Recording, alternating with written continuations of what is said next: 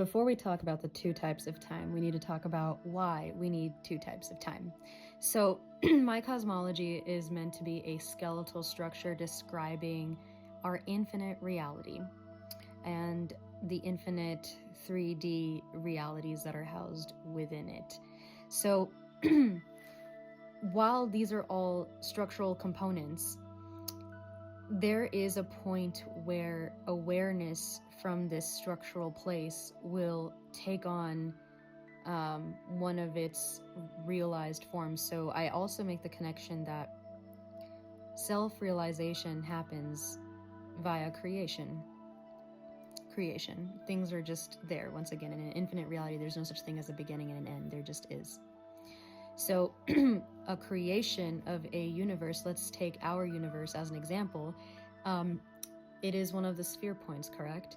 So this sphere has a boundary, the surface area of the sphere. And it's eternally inflating, but what of the structure, skeletal structure outside of that?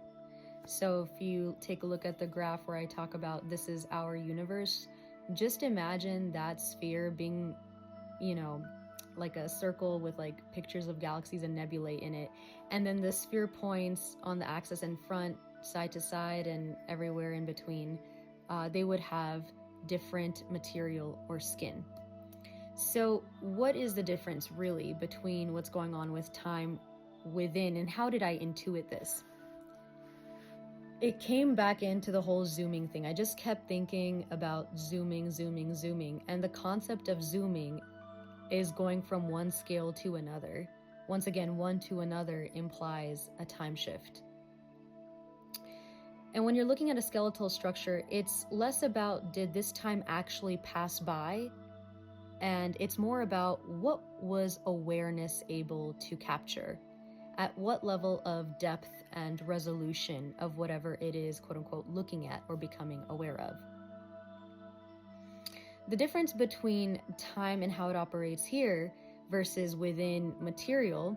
So for us, the material would be things like vibration, like sound, light, gravity, space. And we are also 3 spatial dimensions, and how time is being processed there. There is irreversibility. There's entropy. Time is tied up with other properties that make up our universe and therefore has consequences via experience. There is an informational unfolding happening that has more detail to it rather than just we're able to take a look at things through time. Because in a universe, you will be able to see transformation and the concept of decay. And these are all consequences of different types of material or conscious agents, aware agents, interacting with an experiential frame rate. There's actually an avatar of Shiva called Kal Bhairav. It's a ferocious form of Shiv that actually was birthed in order to cut off Brahma, the creator's head, as he was in ignorance, and to sort of showcase that while entropic time can devour civilizations, plants, people, planetary systems, stars, there is something that also devours time itself, which is why Kal Bhairav is one of the most ferocious, scariest forms of Shiva there is. If there is this form of Shiva devouring time itself, now think about the word devouring, ing, like happening, and even the word happening, ing, it's stuff happening over time. So what happens when time itself has been dissolved? There's no universe, there's nothing to dynamically experience anymore. However, the potential is still there. So it's fascinating because what does it mean for potential to be there, but not for something to actually physically exist? So the concept of potential, because we are giving it a word, we feel that it is of some material. So maybe there's movement, maybe there's oscillation there. And I feel that this could be sort of that inflection point where you go from more of this generative time into more entropic time. Remember when I said that the maximum number of spatial dimensions that can exist in an infinite reality would be infinity minus one, because the final one would be time. And then you're kind of back to the bindu, the 0D point. There's nothing really, to move around anymore. But is that dead?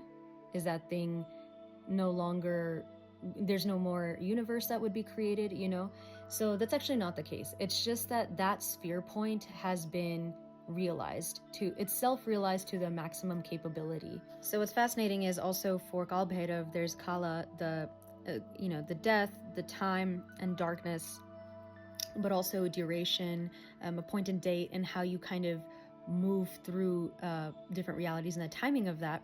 And then Samay is Sanskrit for agreement or vow, like there's a sanctity to it.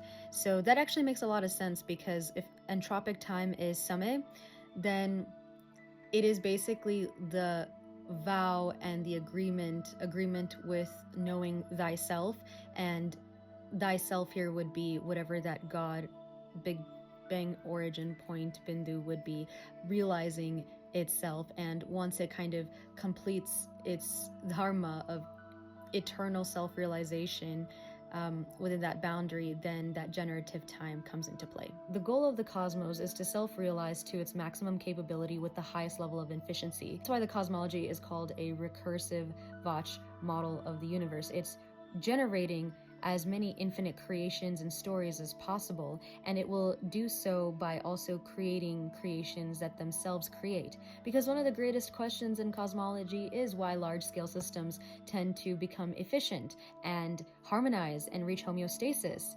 And think about what you would do, right? Because reality at a macro and micro level is repeating infinitely in the positive and negative direction. When we want to be efficient with things, we are trying to save time and resources so that we may realize other aspects of what our realities could be. That's why you might hire a maid or a chef, because now you want to go surfing with your friends, and that's another aspect of your reality being realized. So in a similar way, when the cosmos is able to create creations that stabilize, that they themselves can create and do the same things for infinite recursive levels, then at the core of the cosmic reality, at the sphere point, the most pointy point level in the center, the cosmos can then, with its infinite awareness, realize more aspects of itself via other forms of creation.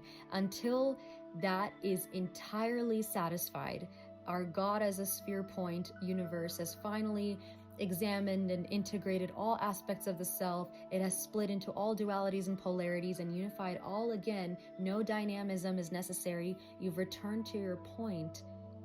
Time itself has dissolved, and now you are back to the potential. What happens when you're in the potential? You're back in the skeleton. So now, depending upon how awareness is moving through this skeletal structure, or awareness of the cosmic reality focuses on, to select its new sphere point to move that generative time into the next entropic time.